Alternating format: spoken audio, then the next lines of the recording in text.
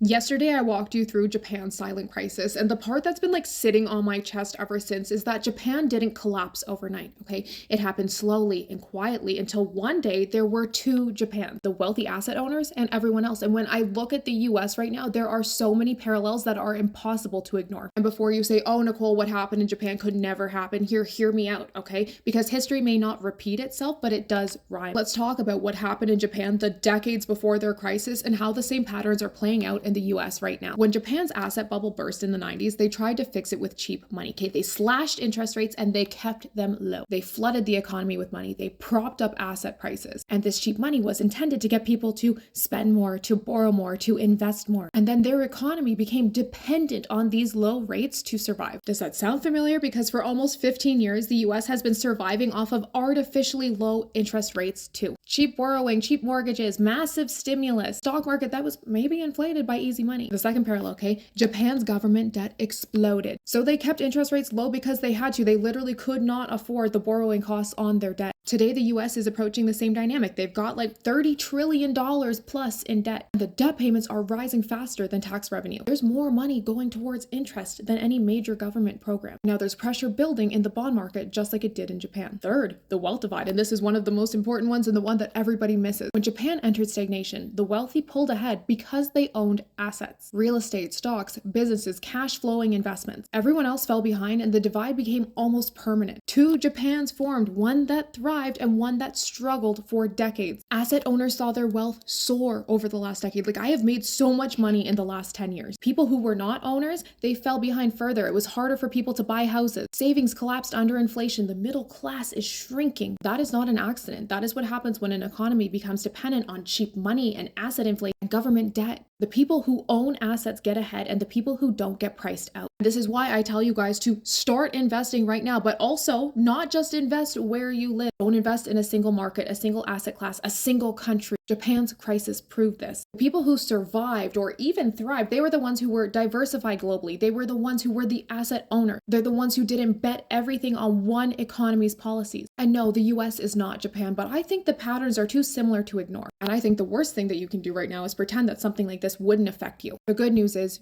you are not powerless. Situations like this don't affect everyone the same way. They can actually create wealth for people who understand how the system works. That is what I'm here to teach you guys. So if you want to learn more, go and check out my link in bio.